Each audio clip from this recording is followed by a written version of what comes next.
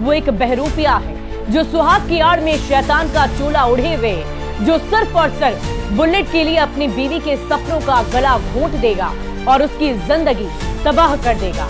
मंजू की गर्भवती बेटी काजल की कथित तौर पर उसके पति के परिवार ने दहेज के लिए हत्या कर दी और लाश को कई टुकड़ों में काटकर जलाकर दफनाने की कोशिश की गई। वर्तमान समय में विवाह एक ऐसी प्रथा बन गई है जिसमें लोग बड़ी मात्रा में दहेज की मांग करते हैं और आडंबर करते हैं, जिसे देखकर सभी लोग विवाह में वैसा ही आडंबर करते हैं।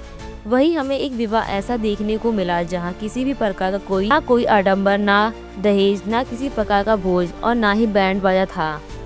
यह विवाह केवल 17 मिनट में संत रामपाल जी महाराज की अमृतमय वाणी के साथ संपन्न हुआ। यह विवाह बड़ी सादगी के साथ बिना किसी आडंबर के साथ संपन्न हुआ। इस दहेज विवाह से समाज में एक स्वच्छ संदेश जाता है कि वास्तविक सुख और शांति बाहरी दिखावे में नहीं बल्कि सद्भक्ति और तो सदाचार में है। संत रामपाल जी महाराज के अनुयायी द्वारा ऐसे हजारों दहेज विवाह करवाए जा रहे हैं, जिसमें माता पिता के लिए अपनी बेटी की शादी आसान हो गई है। संत रामपाल जी महाराज का मुख्य उद्देश्य है कि समाज में दहेज प्रथा और आडंबर जैसी कुप्रथाओं का अंत हो, ताकि सभी लोग सच्ची भक्ति के सद्मार्ग पर चल सकें। आइए आपको ऐसे ही अनोखे जोड़ों से मिलवाते हैं जिन्होंने संत रामपाल जी महाराज के मार्गदर्शन पर चलते हुए दहेज विवाह किया। आपका विवाह देखा जो बिल्कुल ही सिंपल तरीके से हुआ है, एक सामाजिक परंपराओं से हटकर बिल्कुल साधारण तरीके से अपने आज यहाँ पर अपने विवाह किया। बिल्कुल सिंपल आप हैं, वरना एक लड़की का शौक होता है सजना संवरना, लहंगा पहनना या और भी काफी शौक होते हैं एक लड़की के कि मेरा जो हस्बैंड है वो घोड़ी पे आए। तो इस प्रकार का यहाँ पर मेरे को कुछ देखने को नहीं मिला। तो इतनी अच्छी प्रेरणा आपके अंदर कहाँ से आती है? क्या कहना चाहेंगे आप अपनी इस विवाह के बारे में? देखिए जी, हम संत रामपाल जी महाराज के अनुयायी हैं और वो हमें सनातन धर्म फॉलो करवाते हैं और सनातन धर्म के अनुसार जो शादियाँ होती है वो बहुत सिंपल तरीके से होती हैं। दहेज मुक्त विवाह होता है और ये हमारा मिशन भी चल रहा है, दहेज मुक्त विवाह, जिसमें जो लड़की के माँ बाप होते हैं उनको कुछ ज़्यादा ही मतलब दहेज वगैरह के लिए बहुत तंग रहना पड़ता है। तो यहाँ पे हमारी शादी होती है दहेज मुक्त, जिसमें 1 रुपया भी नहीं लगता है। तो ये मम्मी पापा के लिए भी बहुत अच्छी बात है। लेकिन जो बड़ी बात ये है कि जो संत रामपाल जी महाराज है वो सनातन धर्म को फॉलो करवाते हैं और उसके अकॉर्डिंग विवाह जो होता है वो बहुत सिंपल तरीके से होता है। उसके लिए ये डीजे बारात और ये सब कोई कंपल्सन नहीं। Ma'am thank you. तो देखा आपने, इन्होंने बताया कि संत रामपाल जी महाराज जी हमें प्रेरणा देते हैं इस प्रकार का सादगी तरीके से विवाह कराने का। कुछ और जोड़े मेरे साथ मौजूद हैं, उनसे भी बात करते हैं और जानते हैं इनके क्या विचार हैं संत रामपाल जी महाराज के बारे में। तो नमस्कार। बहुत ही साधारण तरीके से आज आपने विवाह किया है अपना संत रामपाल जी महाराज जी के आदेश अनुसार। तो क्या कहना चाहेंगे इस विवाह को लेकर? क्योंकि एक लड़के के काफी सपने होते हैं और आज के टाइम में युवा पीढ़ी का इतने साधारण तरीके से विवाह कराना बहुत ही अपने आप में हैरानी की बात है। तो क्या कहना चाहेंगे सर, आप इतनी अच्छी प्रेरणा आपके अंदर कहाँ से आई? जी, मैंने संत रामपाल जी महाराज से नाम दीक्षा ली थी। तो उनके जो नियम और जो वो भक्ति मार्ग जो बताते हैं उसके अनुसार देखा जाए तो ये पारंपरिक जो जगत के जितने भी लोग हैं वो अपने आडंबर से भक्ति करते हैं और ये जो भी पूजा वूजा होती है और उसी हिसाब से मनमाना आचरण करके अपने शादी करते हैं। अब हमारे गुरुजी ने संत रामपाल जी महाराज ने आप बताया है कि सिंपल वे में कैसे शादी की जाए और दहेज ना लेना है ना देना है। दहेज लेना और देना दोनों ही पाप है। और क्या पता उनके जो वो कर्ज लेके जो हमें दे रहे हैं, क्या पता वो हमारे सर पे चढ़ जाए और इस वजह से हमें तो दूसरों का ना दहेज लेना है ना किसी को देना है।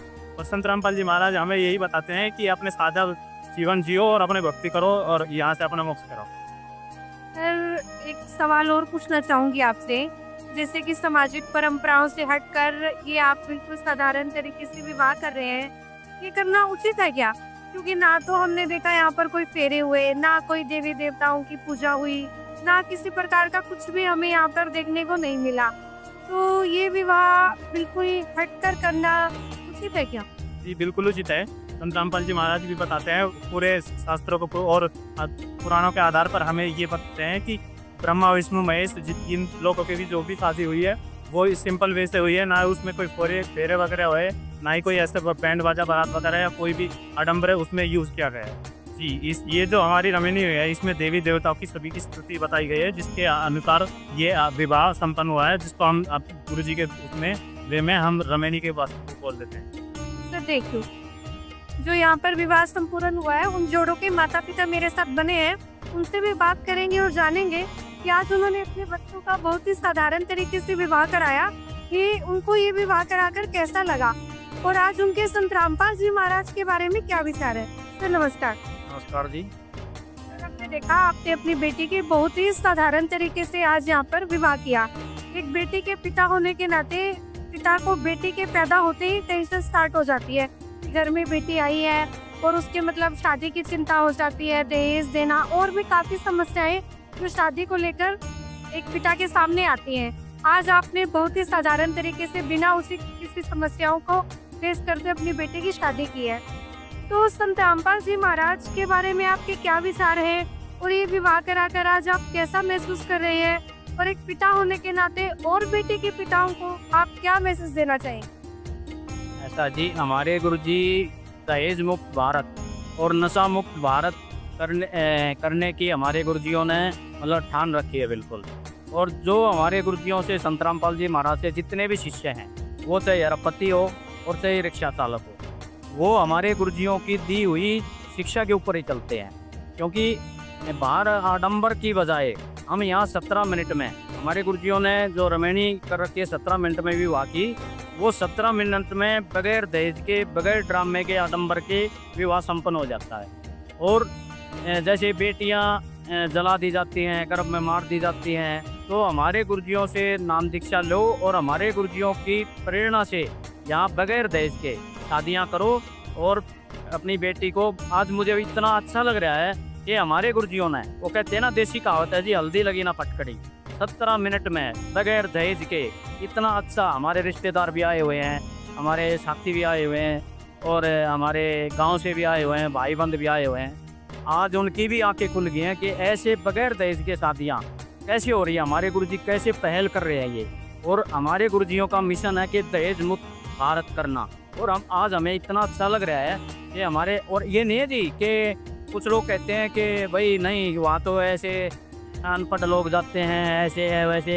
ये बेटा इनकम टैक्स में अधिकारी है और बेटी साइंस टीचर है TGT दिल्ली में। तो ऐसे मतलब ऐसे बच्चे भी हमारे गुरुजियों से जो जुड़े हुए हैं, वो ऐसे ही ये बच्चे हमारे बहुत खुश हैं। और इन्होंने ही कहा कि हम तो अपने गुरुजियों के अनुसार ही मतलब रमणी करेंगे, और हम तो कहते हैं। तो आज समाज को मैं हाथ जोड़ कर ये प्रार्थना करता हूँ कि हमारे गुरुजियों से नाम दीक्षा लो और दहेज मुक्त भारत की पहल में हमारे गुरुजियों का मतलब साथ दो। सर, एक और सवाल आपसे पूछना चाहूंगी मैं। संत रामपाल जी महाराज जी सनातन धर्म को फॉलो करते हैं, और सनातन धर्म में इस प्रकार का विवाह करना कहीं पर लिखा है क्या? ये जो आज आपने विवाह किया सामाजिक परंपराओं से हटकर, बिना किसी फेरे के, इस टाइप का हमें कुछ नहीं देखने को मिला। लेकिन सनातन धर्म तो इन सभी चीजों को मानता है, पर आप सनातन धर्म के आजकल फॉलो करें, तो इसके बारे में आप क्या कहना चाहेंगे? हाँ जी, देखो, असली सनातन धर्म हमारे गुरुजियों ने ही बताया। जैसे शिव जी की शादी हुई, विष्णु जी की शादी हुई, ब्रह्मा जी की शादी हुई, उन्होंने उनकी माता ने, दुर्गा ने कह दिया, जाओ बेटा, ये शिव जी को कह दिया, ये पार्वती आपकी पत्नी है और जाओ अपना घर बसाओ। विष्णु जी को लक्ष्मी को दे दिया और जाओ बेटा अपना घर बसाओ। तो जब ब्रह्मा विष्णु महेश ने ही कोई आडंबर नहीं किए और बगैर बारात के, बगैर कुछ किए हुए उनकी शादियाँ होगी, और जो आम जनता इस ब्रह्मा विष्णु महेश को जो पूज रही है, इनको भगवान मानती है, तो वो ये समझें कि जब ब्रह्मा विष्णु महेश ही बारात नहीं लेकर गए, तो हम ये आडंबर क्यों करें। और ब्रह्मा विष्णु महेश जी को हमारे गुरुजी छुड़वाते नहीं है। कुछ लोग कहते हैं कि ब्रह्मा विष्णु महेश की भक्ति छुड़वाते हैं, नहीं, हमारे गुरुजी कहते हैं कि तीनों देवा कमल दल बसे हैं, ब्रह्मा विष्णु महेश, और प्रथम इनकी वंदना, फिर सुन सतगुरु उपदेश। तो हमारे गुरुजी इनके असली मंत्र बताते हैं। और इसलिए हम समाज से ये कहना चाहेंगे कि हमारे गुरुजियों से नाम दीक्षा लो और अपना कल्याण करा लो। Thank you. इस वीडियो को देखने के बाद आपकी क्या राय है, कमेंट में जरूर बताएं। ऐसी ही और वीडियो देखने के लिए हमारे चैनल को सब्सक्राइब करें और वीडियो को ज़्यादा से ज़्यादा शेयर करें। धन्यवाद।